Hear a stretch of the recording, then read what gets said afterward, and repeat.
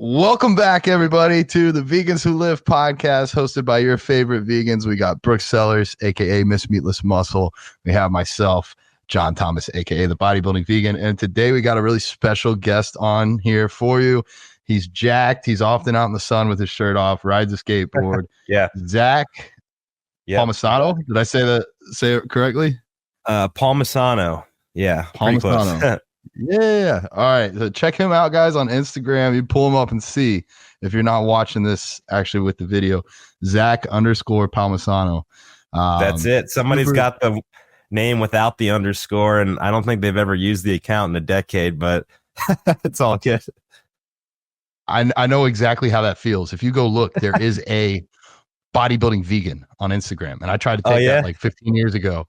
So I have the bodybuilding vegan, which I'm not upset with now, but they haven't made a post in over a decade. What's crazy? Right, that's where I'm at. If you go look at their page, they've got like 4 posts. And Danny Taylor, one of our prior guests, she's got a comment over 10 years old on there saying something about like working out and being vegan. And it's just crazy that I probably saw that comment a decade ago and had no clue who she was. It's kind of cool how you're on here because we all know each other through Instagram. So very cool tool for networking. Yeah, absolutely. So I think I probably found you guys just through the hashtags I use. I try to slap a couple vegan hashtags on all my posts. I've met a lot of people. I met Zara, super sweet, who's a big vegan activist. We're actually going, my wife and I, to Halloween out with her tonight and her husband. They're both big vegans that work out at Gold's Gym. We see them all the time. I've met a lot of people through Instagram. Yeah, you guys got the good vegan communities. I know you're in the LA area, Zach, and John has a great community in Tampa. So I just feel like I need to move. Oh, okay. Yes. Oh, okay. I didn't know that. That's where you guys are.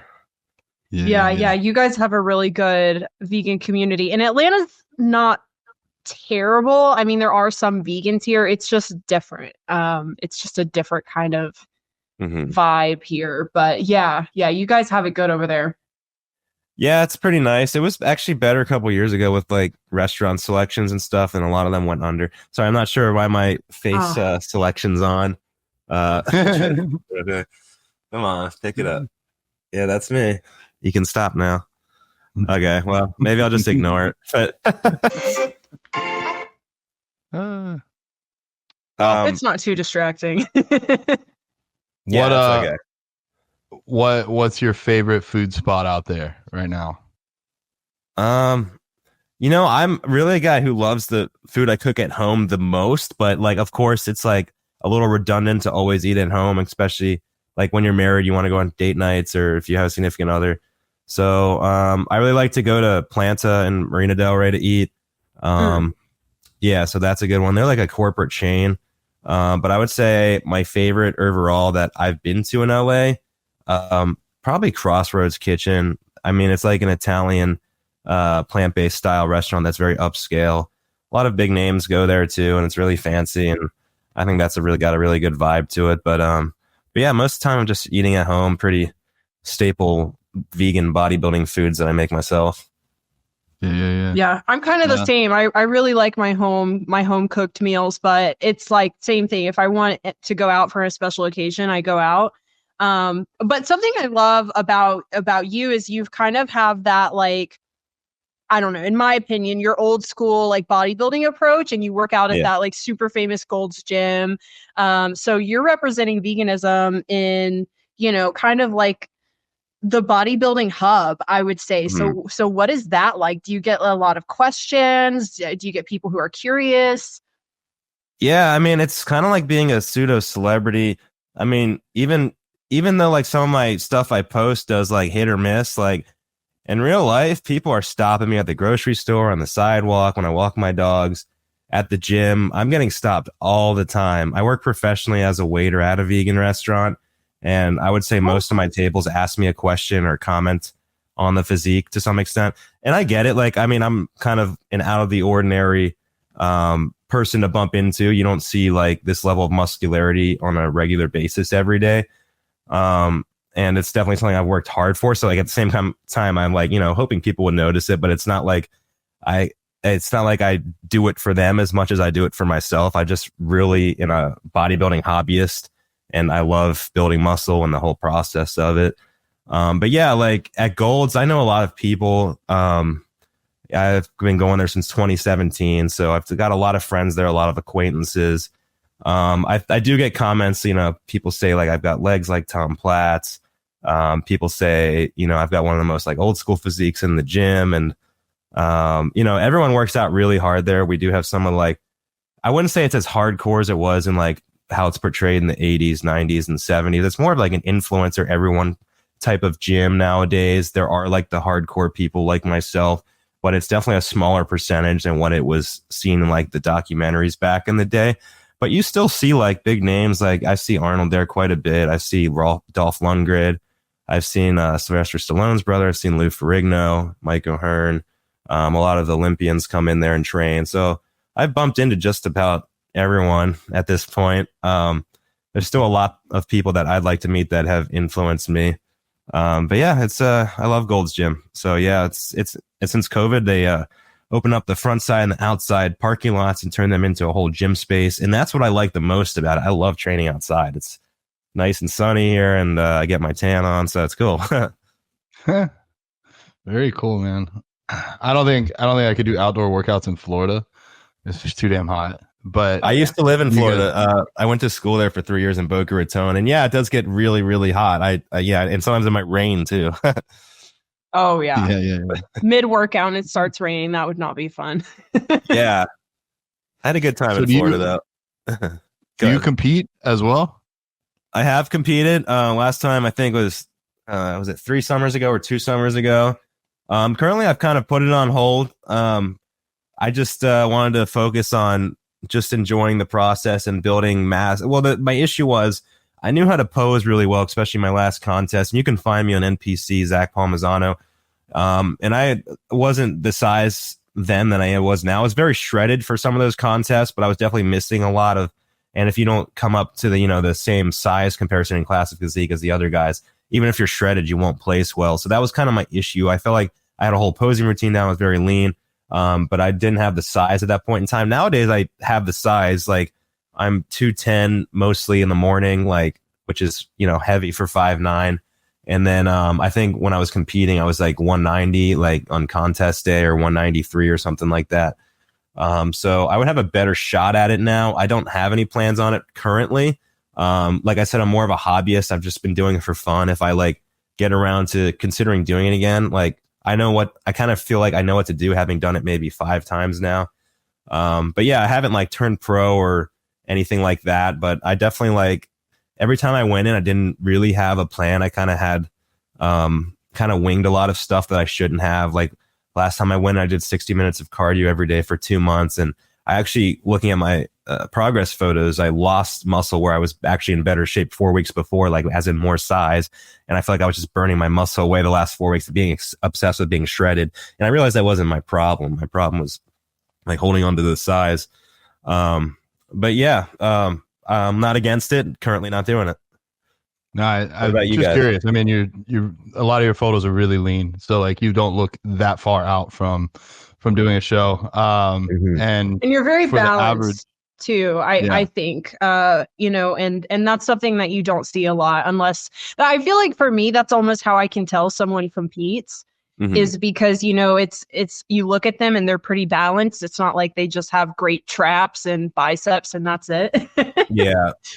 Yeah, I think a lot of that comes through to like my training split. Like I don't ever skip anything and I try to hit everything very adequately. And I've done that since I started lifting 11 years ago. So I think it should be balanced out at this point, pretty much to the point my genetics would allow me, at least. But yeah, like I stay lean a lot of like most of the year because I don't have much of cravings for stuff. I really don't have a lot of cheat meals. I mostly eat the same stuff day in, day out. Also just to save money, I think it's like cheaper to like do that as well. And then I do skateboard maybe 1 to 2 times a week, for like maybe an hour or 2. So that is very high intensity cardio. It's basically jump squatting every time I'm doing a trick because I'm doing street skating. And then on top of that, I work 5 to 6 nights as a waiter at a busy vegan restaurant, and I'm on my feet a lot, so I'm getting a lot of like low intensity cardio in there as well. So for me to like be not lean would be unusual for the amount of activity I'm putting in, and I'm walking my dogs multiple times a day. So probably like 20,000 steps. Yeah, it's for real. A lot of people have no idea how big you have to get to be successful in NPC. Your height 5'9", 210. That's not small. And I don't like to think of myself as small as 6 foot, like 240 right now, but other pros in their off seasons are getting at my height 270, 280, 290 pounds. It's just really the sport has just continued to get freakier as time has progressed. For sure. Samson, he just won. He's got to be close to 300 pounds on stage, which is just nuts. Yeah, absolutely. So have you competed in you've competed, right? And then if so, what division? I do men's open bodybuilding. Open bodybuilding. So okay. I was a heavyweight last year when I got on stage. So I believe we over dieted a little bit. I have a coach, very good coach, but I think we did a little too much. Like towards the end, I was doing an hour of fasted cardio and then 40 minutes of cardio post workout. And we started prep at about 260, and I got down to my lowest weigh-in was 208, which is just for me really light. Yeah. Binged a little bit after the show and looked significantly better at like 217. Had like 12 green bites. If you haven't had green bites. Oh yeah, I've had a couple of them boxes. My wife always eats them all. We're running an event this weekend, so I reached out and he just sent me a whole case. Like there's like 40 of them, and I'm going to hand them out, but I'm going to try not to eat too many. Well, we got like literally I have no script. Brooke might be prepared, but I've just been enjoyed shooting the shit with you a little bit. You had mentioned you used to play the Tony Hawk Skater game, and now you skate. Did you do any other sports coming up, or just bodybuilding? Well, I didn't do any like school or team sports. I mean, I wasn't that good at like the stereotypical gym stuff we played in high school, but like I skateboarded since age 9. And I pretty much got my influence from that game. And then I saw skate videos, and then I picked up a board around age 9. And then, I skated pretty consistently, basically until I was 17 by the time I went around to college. And then I just needed to work and be in school all the time. So I kind of fell off. A little bit of an excuse. I could have skated here and there, but I guess bodybuilding kind of took over, and I was kind of like in my head thinking, now that I'm gaining size, I'm probably not going to be good at skateboarding, so why bother? And now that I've been back 2 years, I've definitely proved myself wrong with that. My pop and my skills are very good at this point, and I have a lot of my muscle memory back. And then my hometown, skate culture was pretty big, in Ocean City, Maryland is where I'm from. I shot skate videos with my friends. Sorry, I have 3 dogs, so you might hear them growling. They're all rescues. I have a Brussels Griffin pug. He might be a pug, full pug, but he kind of looks like a Brussels too. I have I think she's like a cattle dog, Belgian Malinois, and I have a Belgian Malinois. They all get along really well, and I hang out with them a lot, take them to the dog park and stuff. But I don't know any skateboarding vegans. I mean, maybe there are some. I actually have a friend who's a skateboarding vegan, but I'm talking like, I guess the professional, super well-known like world. I don't know of any. So I feel like that may have been another avenue to like help promote veganism to some extent too, because there are some bodybuilders. I don't know if many skateboarders currently. Yeah, good point. First bodybuilding vegan skateboarder. Yeah, I guess. Well, actually, I have a buddy he's not a bodybuilder, but he's great at yoga. His name is Yancey, and he lives in Venice. So I see him pretty often, and he's an amazing yogi, and he skateboards and he's vegan. So he's just not a bodybuilder, but I can't do the yoga stuff he does. So he's really cool. You guys just need to create that vegan skateboard culture. I doubt there'd be such a stereotype against it, like you've probably run into with the bodybuilding side, but that would be another cool way to promote it. Yeah, I mean, with bodybuilding from day one, a lot of us are taught like what we just read is like, chicken, rice, and broccoli. And then some people never stray or ask any questions. And that was kind of me up until I met my wife, who is vegetarian. And then I didn't know a thing about it 5 or 6 years ago when we met. So that's when I started to learn a little bit about it. But like a lot of the stuff people come to me with, and I'm assuming you guys too, with like concerns with, is the same stuff I said 5 or 4 years ago that have a very simple remedy to it. You know, like a lot of the time people say, well, I'm not getting results, or I tried vegan and I wasn't getting results because I hadn't had enough protein or whatever. And I think they're just shooting the shit. I don't think that was ever the issue. Either they weren't training correctly, their recovery wasn't good, they weren't having enough calories, or they weren't simply eating the right vegan foods. Because personally, I'd probably only have, I mostly eat complex carbs. I probably only have like 100 to 150 G's of protein a day, which isn't like a crazy amount, but I have one of like the biggest, densest like physiques in my gym. So it's not always about protein. Like it's important, but I think it's overblown in the fitness community because really like you can have 100 or 1,000 calories of pure protein and you could be training super hard, but 1,000 calories, you're in a deficit for the vast majority of the people, you know, so you're not going to build any muscle. In fact, you'll lose muscle even though you're eating protein, and people don't realize that.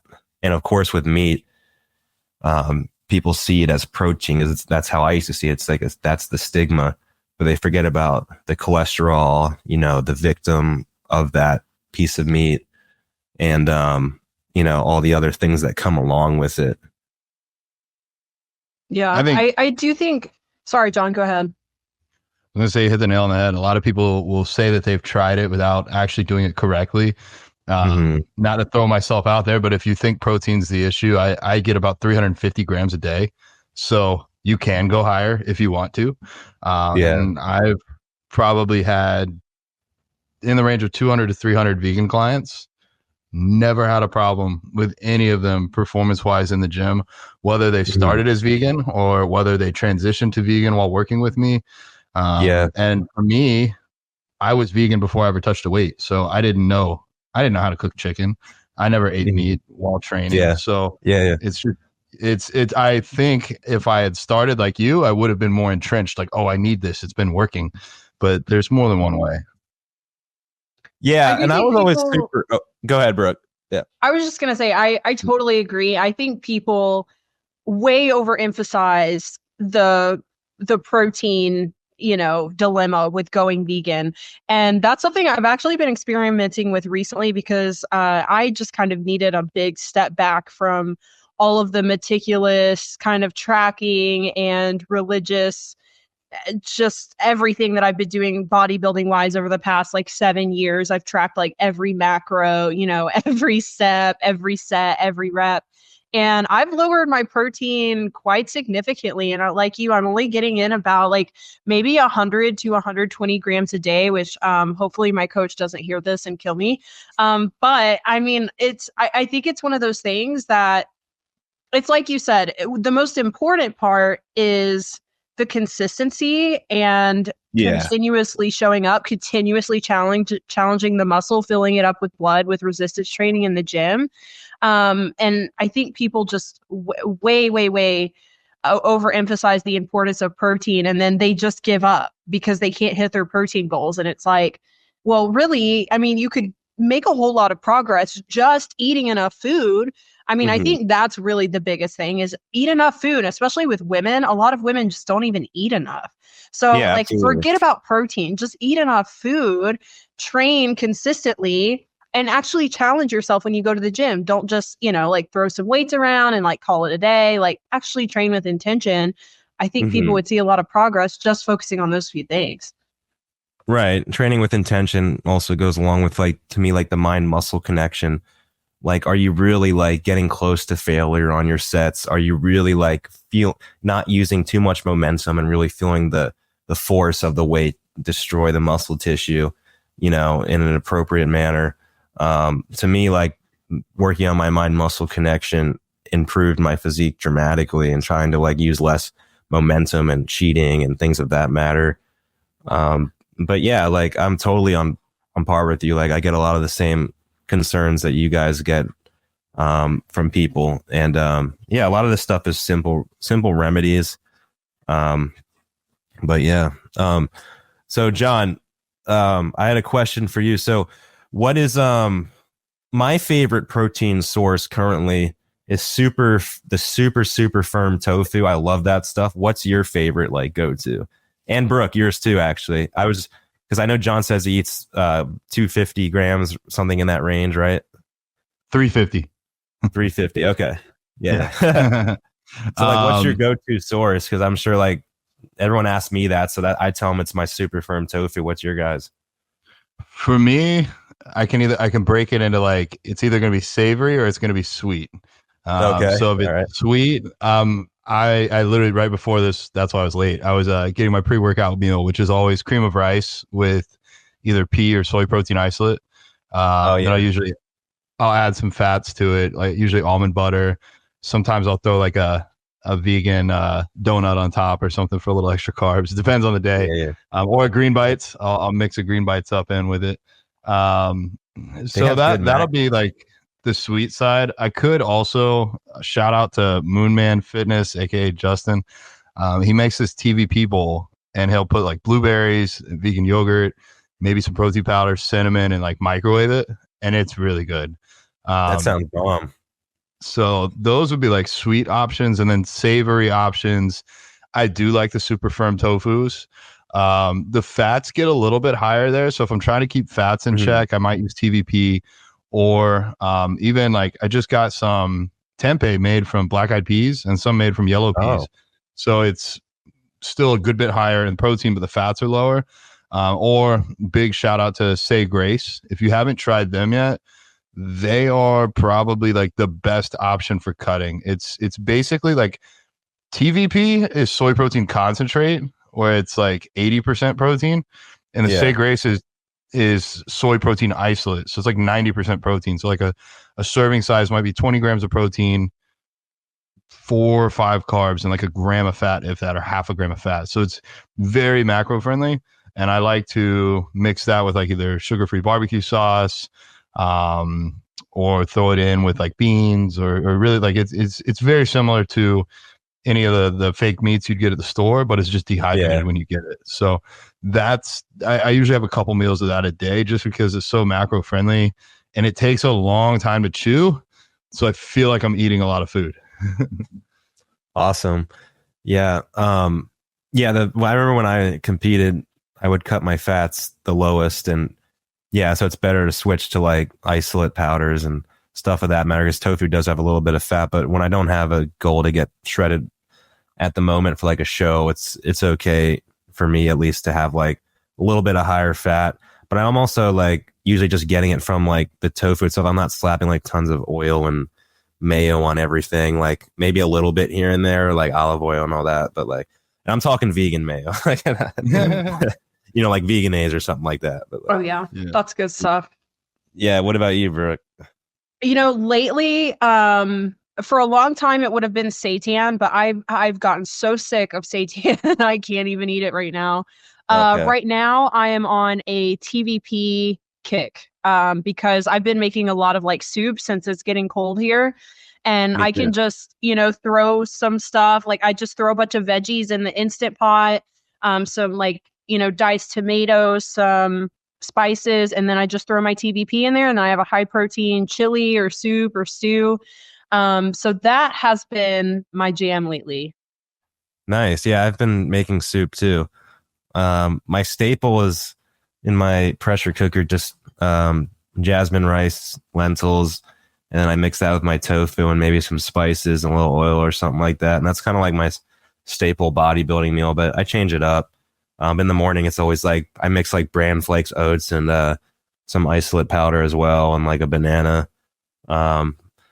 But yeah, like I'm not like a gourmet chef or anything. So people do ask like, like what are some foods you eat that are super yummy? I'm like, usually I'm not making those a lot of time myself. They're usually just like, they're good, but they're not like super crazy yummy meals. And they're usually like cheaper meals. I'm just like, because like at the end of the day, like I'm not looking to make, like that's not a goal of mine to have like the yummiest meal every couple hours. Like I'm just trying to build muscle for cheap. even though I'm vegan, you know? Like, and like the thing is, you lose a lot of the cravings to, like, I really don't crave savory, sweet stuff very much at all, because you get so used to eating a certain type of way. And it's just so much better. Like when you start cooking from home and you just know how to spice and flavor your food, it's just so much better to me than like the stuff you buy out. It tastes good because they fill it with a bunch of artificial crap or a bunch of oil. But when you make food taste good at home, it's because of all these like really nice spices and herbs. But I run into the same problem, and I'm sure, John, you do too, is like people always want recipes. It's like whenever I share, what content do you guys want to see? They're always like recipes. And I'm like, well, I do have some recipes, but most of my meals, they're just really simple because I eat for results and then it gets expensive. Like, you know, the more creative you try to get with your meals. And I have been, working on recipes and trying to do like high protein cinnamon rolls and high protein brownies and all this stuff. And I'm like, God, I'm like running to the grocery store all the time. I do too. I lean into what I know. Like, I'm not going to be Natalie Matthews. There's no way I'm going to make a cookbook like hers. I'm like the 5 ingredients, 5 minutes in the microwave or less. That's me. But some people like that because that's where they're at. Like, you know, that's the people that I can cater to.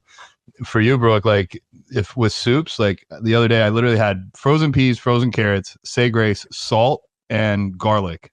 I have to try say grace. Yeah. It was like chicken noodle soup, just without noodles. Like double up on the chicken, no noodles. And macros are great. Still get your veggies. Probably would have been better if I added like a little bit of olive oil or some sort of fat to it, or like a cashew butter or something, or cashew milk, but like, or oat milk. Or not oat milk, coconut milk. I don't know, but for me it worked. So I'm lazy. I'm so over. Sorry, go ahead. You're good. Like in this vegan community, I feel like we all have our angle to like kind of, you know, for activism. And, you know, I don't think there's so many vegan chefs out there they're already making amazing content, amazing food. They're doing their thing. And, you know, like for us, we're showing them the muscles that can be built with vegan food. So I feel like that's more like my angle is like, I feel like my niche in bodybuilding is kind of like to show like an old school bodybuilding kind of physique / lifestyle, and but vegan. And so that's my angle, along with skateboarding. And like you guys, you know, John, you're super heavyweight, so you've got all kinds of clients in bodybuilding. So, and like Brooke, you're the same way. So like I'm saying, I can't do like every aspect of activism. I feel like, such as like being a vegan chef. It would be cool too, but I feel like it's hard to even just pull all my time into like one little niche, you know? Yeah. Do you know Eddie Garza? He's a vegan chef and he does a lot of cooking in LA. No, I haven't heard. He's actually one of my clients. He's like a TV chef, but usually on like the Spanish channels. He learned Spanish and that's where he does like a lot of vegan cooking. So he's probably going to come and do like a tour in Florida. Cool. And I'll go like help him cook, and then we can talk about bodybuilding, and then also watch him actually make some really good food. So there's ways to cross it over. I like to watch them make the food, and then I'm like, and then sometimes the ingredient list, I'm like, I don't know if I'm going to buy all that. Yes, that's me. Like, okay, yeah, no. If it's like more than 10 ingredients, I'm like, I'm out. Yeah, this is too much for me. Yeah. I think the vegan like restaurants, like I'm not gonna name the one I work at just because I don't know. I don't want the world knowing where I work, but yeah. But yeah, like I do love working. I've been a waiter professionally for a long time. Excuse my dogs, they're fine. And I also the thing is I only work night times, which I love. I can have the day off to skate, make content, go to the gym with, you know, the sunlight. And I'm, you know, off before midnight, which is great. And then I also do acting. I'm in SAG-AFTRA, so it allows me to have the flexibility to get off pretty much whenever I want. So when I do have roles, I can easily get to them. Like I guess the biggest one I was in this year was the espresso video for Sabrina Carpenter. I was one of the Yes, I saw that. I was like, what the heck? That is so cool. I love her. I'm obsessed with her music right now. That was so cool. Yeah. So I've been like acting, you know, like I'm a working actor. You know, I get stuff sometimes. It's not super consistent, but that's why you have to have a job, like waiting tables. And I also am certified PT, so I'm working on getting more like in-home clients. So waiting table is a great way to find people, especially at a vegan restaurant when you're a vegan coach, basically, starting out. But yeah, so that was one of my major reasons I wanted to move to LA. Of course, like a lot of actors, it's the number one place to do it, really. So I've done a lot of like extra work, but I have an agent. But like, so I hope that hopefully that's going to be like another one of my angles. Like, Walk Queen Phoenix is a big vegan. He's an activist. He actually comes to my restaurant occasionally. Same with James Cameron. I served him. He made the Game Changers documentary, and I have a picture with him and talked to him. So I run into a lot of big vegan names there too. So it's really, it's great networking.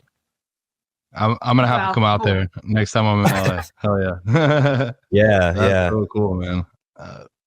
Joaquin Phoenix is really like next level. Like he's somebody that I really look up to because he is an actor, but at every single like acceptance speech, he never even talks about the movie. He just talks about animal rights. And it's like, for me, like at my last bodybuilding show, I picked like an animal activism song to pose to, because it's like, I got 60 seconds. Might as well make them listen to whatever I want them to hear. So, like it's just, that's how we can change the world, is by kind of breaking these stereotypes. So you with the skateboard and the bodybuilding angle, I think it's doing a lot, and you're really down to earth. Like, this is our first time talking, but it's been super easy, probably because you're a waiter.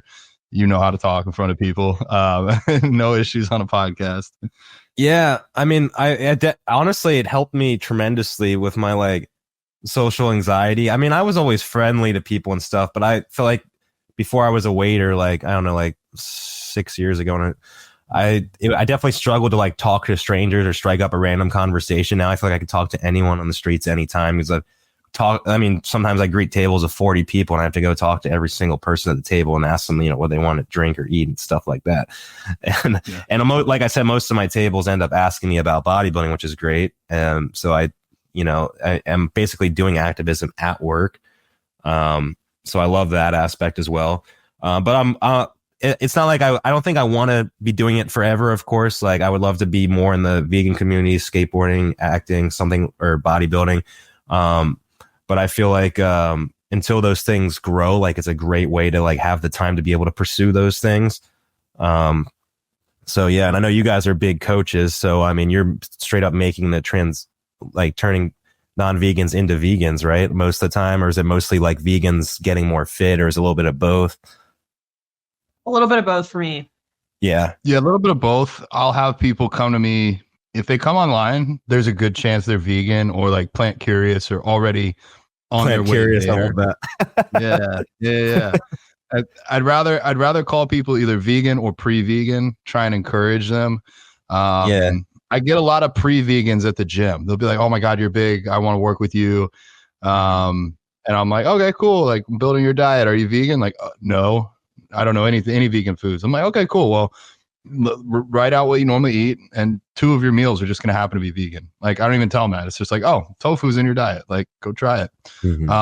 One lady I just started working with, she was vegetarian, and I cut out everything other than eggs to give her a chance to try some other foods. And it's like, it's not 100%. I also view this as a game. I'd rather get all the people that are pre-vegan that come to me, get them 50% vegan, than to turn them away for not being vegan and have them go work with another coach that's going to give them nothing vegan on their plan. So over time, you can, especially when they realize, oh, I've cut my meat intake in half, and I'm getting bigger, and I'm feeling better, and I'm losing fat. What if I went all the way? And like, you can still get jacked either way. You can still get lean either way. But once they try it and they have at least the same, if not better results, then it's not as hard of a conversation. I used to, at the start, really just kind of try to stay out of it. But now I view it as both an ethical to the animals and ethical to the client obligation to get them as healthy as possible. And I do sincerely believe that plant-based for everyone is the healthiest. Now, you might have to change some things, especially if you're gluten intolerant or allergic to soy or something like that. You might have to get creative, but still, for everyone, I don't believe there's anyone in the world that I've worked with that we'd be better off eating meat or a standard American diet. Right. We're all anatomically and physiologically the same. So one thing I've noticed health-wise in particular, before I went vegan, I had a blood panel done and my LDL cholesterol was 155, which is rather in the high zone. You know, they always tell me that high cholesterol runs in my family because, yeah, my family's like heavy meat eaters and they've always had high cholesterol. They take statins. So my doctor just recommended cut out red meat, cheese, and fried foods. And I was like, sure. So my wife was already vegetarian. So I started just eating more stuff she was eating. And then we saw we binge watched quite a few of the documentaries like What the Health, Dominion, Game Changers. And then we just made the switch overnight back in like 2020 of May, I believe it was. And then we went vegan. And then I had a blood panel done a year later and all my cholesterol panels were significantly better. Right now, my LDL, which is your bad cholesterol, lays around the 60s to 70s. I get it done every like couple months. And which is amazing. I mean, that's way in the green zone. And I'm 210 pounds and I'm consuming probably more calories than most, the average person. So my cholesterol is significantly better. So, I mean, basically like with that high LDL over time, as we know it, it contributes to that plaque buildup in your arteries, which can cause a heart attack or a stroke. And that's kind of the route I was going. And the last time I was vegan, I was 180 pounds, mind you. It's not, people say, oh, you're jacked and you were already jacked. And then you just went vegan. So you had the muscles from before you were vegan. I was like, I was 180 pounds. I have photos. Like, last time I went vegan, I'm 210 now. And by that logic, I wouldn't be able to hold on to my muscle either if I went to vegan, and then, so yeah. And I've never been, if I thought something would genuinely benefit me, I wasn't so like against it, even if it was so ingrained in me. So I thought when I saw there was like bean burgers and all this, like basically meat substitute stuff made from like wholesome ingredients. Of course, there's better stuff and worse stuff when it comes to that. I was just like, cool, let's try it. And one of my biggest influences before I went vegan, when my wife and I were in Bali in Indonesia, I remember I was kind of like running low on cash at the time because I've been traveling for months. And instead of getting chicken at the grocery store, I was looking at some other protein options because it was expensive there. And I saw in banana leaves wrapped up tempeh, and the shit was like 30 cents a fucking brick. And I was like, I Googled it and it's like full of protein. And I'm like, oh, I'm just going to eat this. And I ate it the rest of the trip. It was like $10 chicken versus 30-cent tempeh and banana leaves. And Bali, like in Indonesia, tempeh is huge. So that's when I started going more vegan without me really even thinking twice about it too. And then the following spring is when we went vegan.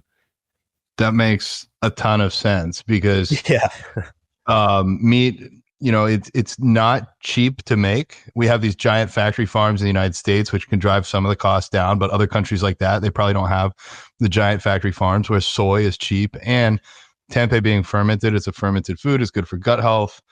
And a lot of people don't know this or don't think about it, but the reason meat is cheaper in the stores in the United States is we all pay as citizens, we pay tax to lower the cost of meat. So it's built into our system here against my will, and probably any other vegans will. Yeah, it's subsidized. So like you said, when you travel, meat's not going to be anywhere near as cheap as the United States. I do want to throw out, we've gone a little over. I think we had a half-hour limit for you. What time do you need to hop off? You got to go? I did my math wrong, and I thought this was supposed to start 10:30 over here. So I have well until 11. So yeah, if you guys, I don't know if you guys are in a rush or not, but yeah, I'm good to go. So just let me know. Okay. Yeah. I didn't even realize like we've already gone over. I thought we had half an hour, but we're 40 minutes, so we can keep rolling. This has been fun. We can go for a little bit longer. Yeah, sure. Yeah, whatever questions or other topics you guys want to talk about. So, I don't know, Brooke. What's on the schedule? Oh, I thought you had something because you were like, I'm going to throw something out. You said I thought you were about to throw something out there. Oh, well, I was throwing out either the time or the meat being expensive in the rest of the world versus the United States. So yeah, you guys went vegan right around, it had to have been during the COVID times then. Yeah, we actually got married during the first week of COVID lockdown because, long story short, K1 visa process is why I was traveling.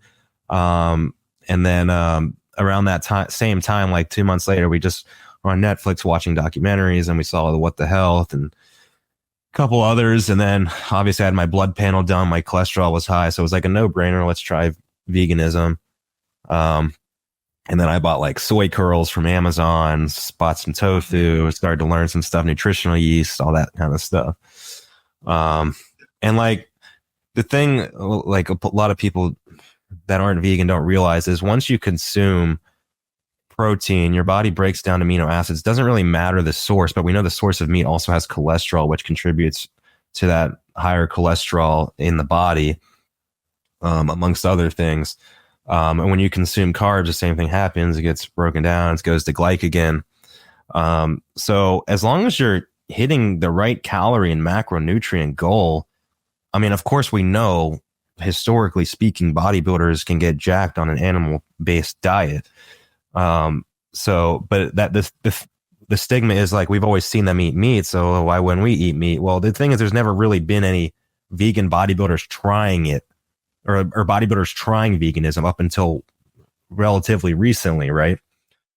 So we're all getting the same results. Like, you know, John, you, me, Brooke, you just have to train hard, recover, eat the right amount of calories and macronutrients, and your body's going to grow muscle.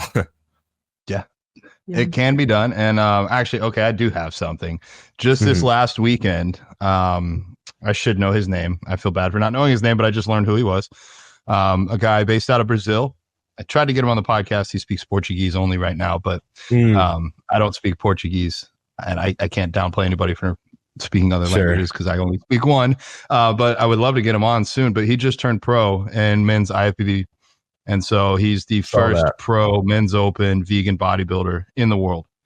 And that's what we need. 2024. Yeah, that's exactly what we need. And I think it'll be first of many. Like, I know we have Nimai, and he turned pro in men's physique, and same with Tori Washington, but this is the first men's open pro. So kind of like the big dogs of bodybuilding, the freaks, and seeing him do it, I think will open the doors for other people. I think finally people will not have an excuse other than they don't want to, not that it can't be done. So I'm super, for me, that put a lot of wind in my sails. Right. Yeah, I was hyped about that too. I hadn't heard about the guy till I think Plant-Based News reposted it. And yeah, that was amazing. I hope he also goes to like the American Olympia and Arnold Classic and so on and so on. I mean, I think he will, because that would be just amazing to see people start to realize that similar level of muscularity, vegan, is standing right next to the guys who are doing the same things, but not vegan. Yeah. You know? Yeah. I was thinking the same things. I saw a woman enter the pro leagues. She's a vegan and she's bikini, but it was, I think, somewhere in Europe. So it's still a huge accomplishment, but I'm very excited for people to start actually coming to the American Olympia and competing there and actually standing next to some of these top people. I think absolutely that's certainly what we need is all of the divisions to be able to represent veganism in some sort of way. So yeah, it'll be exciting. I would love for him to come to America. That would be awesome. Yeah, absolutely. Yeah, I mean, with bodybuilding in particular, it's great that nowadays we have vegans representing the sport in many different sizes and shapes, in different kinds of athletic fields as well. Whereas mine right now, I'm not sure if I'm going to go back into competing. I think it's really cool, but I've noticed, like, in particular, my skateboarding content does actually much better than my bodybuilding content. So I think that might be like a new angle for me to explore, to be like a hybrid athlete. And maybe at some point I will enter a skate contest once my skills are pretty sufficient. But right now I'm taking baby steps. And I think, my activism role right now in athletics is like being like this hybrid athlete, where people are seeing, I'm reaching out into two communities, bodybuilding and skateboarding. They're both seeing my content, seeing that vegan label slapped on the bio, and and I hope that, and then I have my book where I'm basically promoting vegan bodybuilding and explaining it. And I'm hoping that helps more people into the door, because I try to make my content not so like the average person would see it and not be like turned off by veganism. Like, I don't want to come off like guilt tripping people or come off like offensively to them, because like anything, it turns people away. So especially with something that's a whole like changes what's ingrained in their head, like it was for me, like things take like baby steps, and just showing someone someone who's talented in a certain field, who's eats a certain way that they're not completely familiar with, without being too like guilt tripping on their end, like telling them like, oh, the reason you're not like this because you're not vegan or something like that is. So that's kind of like the way I'm thinking right now. I think we have all kinds of different people making different kind of content with activism, but I think that's just my angle. And I think it's working pretty well, but yeah, time will tell if I change things up. I think that angle works really well. I think it's always best to approach people from being non-judgmental and kind of letting people like see the light in their own way. And I know me and John, we but definitely have that approach, and we've pretty much been lucky enough. Almost everybody on this podcast kind of has that same approach where they activate and they promote veganism, but it's in a way that is positive. And even Robert Cheek, we had Robert Cheek on, and I mean, he wrote a whole book about it and how, to effectively be a vegan activist. And to me, and I know for me personally, that's what worked for me, is people who were more so just educating rather than, making me feel bad, making me feel like I was an animal abuser. Because at the time, I just didn't make that connection. I didn't realize exactly what I was contributing to. So for somebody to attack me in that way, I would have probably gotten defensive and just been offended. But being educated on it, and then also caring about my health, also caring about the planet, realizing I'm being hypocritical for rescuing dogs and, loving my shelter pets, but then there's these animals being abused in factories. I'm like, okay, I can see now that this is very hypocritical for me to support the meat and dairy industry, but then, I call myself an animal lover. So I do feel like that approach is always best, because it allows people to, I think, also make mistakes, because we're all going to make mistakes when we first go vegan. Yeah, 100. And I think when there's all that pressure on you to be perfect, it's the same thing kind of with a fitness journey, like people feel like it's that all or nothing. Like, oh my gosh, if I can't eat my spinach and kale and do 2 hours of cardio every day, might as well not do it at all. Screw it. Right. And I think it's kind of the same thing with some people transitioning to veganism. So it allows people to make mistakes. It allows people to be human and to like make it a journey rather than, be in like some sort of shameful box if they make a mistake. So I really like that approach with promoting veganism, is to just be inclusive. And like John said, they're pre-vegans. They're soon to be vegans. They just need to see the light. They need to be educated. Yeah, it's crazy. It takes a while to learn what's like vegan and not vegan. Like I didn't know until like maybe 2 years in that suede wasn't, that 35mm film wasn't, that condoms weren't vegan. So like there's a lot of stuff that we're always learning too. Yeah, there's a lot out there. I think for people to not get overwhelmed, the biggest impact they can make is their food choices. Like 99.9% of animals are killed for food. So like if you're still a photographer and using film, or if you're using condoms, like you're not at anywhere on my list of somebody where it's like, oh, we need to change that right now. Like you need to feel bad about this. Like if you can change your food, or if you go out with a friend and they try a vegan meal with you, like that's going to make so much bigger of an impact than worrying about a leather belt. I'm not saying like go out and seek a leather belt, but like if you bought one on accident and it's too late to return it, I wouldn't beat myself up for that. Right. I think for me, the biggest form of, we all have public platforms, so we get to promote it here. Having it in your bio or in a hashtag, that will raise awareness and raise eyes. Not everybody listening to this has that, but everybody listening to this, I'm pretty sure, wears a t-shirt. And if we could all every day wear like a vegan t-shirt when we go to the gym, when we go to the store, not only does that get that message out there and get people thinking about it, seeing it, but it also makes a lot of connections. You'll make a lot more friends. When I go to vegan events, I'll ask somebody, are you vegan? And they're like, oh my God, yeah, I am. And you are too. And I'm like, well, I look at you, nothing screams vegan because you just look like a normal person.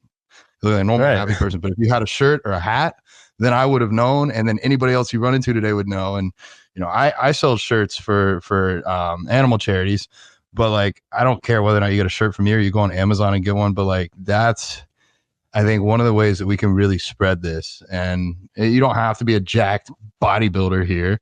You can, like Zach, like, you know, you can do a lot with it. But I think even just putting a smile on your face while you're wearing the shirt, that's going to make people ask questions. They'll be like, well, what is this vegan thing? Like, can I try it? What do I need to do? And get that conversation flowing. So this is really for anybody else listening, not for the 3 people on here. Like we already pretty much do this, but anybody has that power to, every time they leave the house, to make that change and show other people what we're about. Yeah, absolutely. I mean, a lot of us grow up with our stereotypical pets, like you were saying, like dogs, cats, but you know, very few of us grow up on farms nowadays where you actually connect with cows and pigs and chickens, of that matter. And you know, I've gone to like Gentle Barn and some of the like animal rescues, and like you'll see they're just like our dogs and cats. Like they're emotionally intelligent, and people just don't have that connection because they're never actually spending any time with these animals. And then especially like nowadays, we have so many options in the store to not eat them. We're not in survival mode. We all go to the grocery store, especially if you're watching this podcast, that you really don't have to eat these creatures, which is, you know, and unfortunately, a lot of them are mass bred into, you know, a cruel life. And, you know, we just have to end the breeding, and that starts with veganism. Like, you know, the less demand there is for meat and dairy, the less animals will be bred into a horrible existence. And that's, you know, the goal for a lot of us vegans. We've made that connection with animals.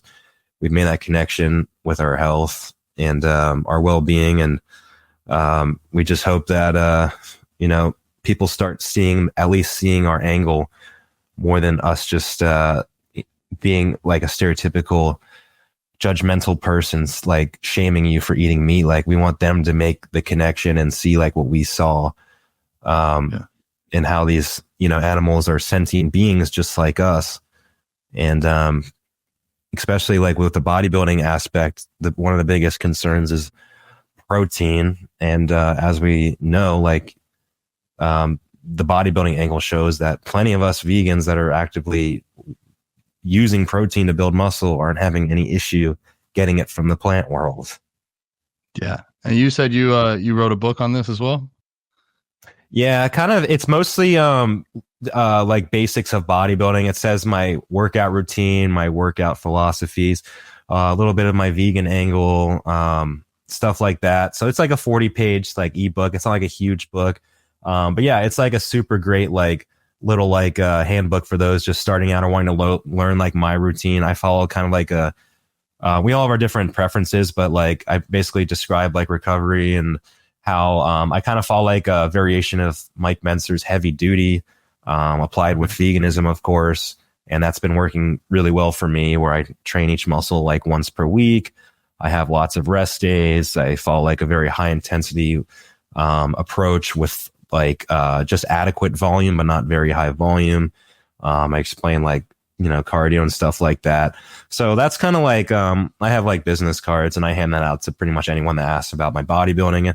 And people say that people really like it because it's really like, it's an easy read, and it's basically breaks down, you know, my bodybuilding regimen and how muscle building works, and, you know, vegan diet and like what I eat, supplements I take and things like that. It's called The Regimen. It's on my website, ZachPalmisano.com, or in my Instagram bio link. But yeah, I can send you guys a copy. Yeah, I would love to. I did not know you had that available for people.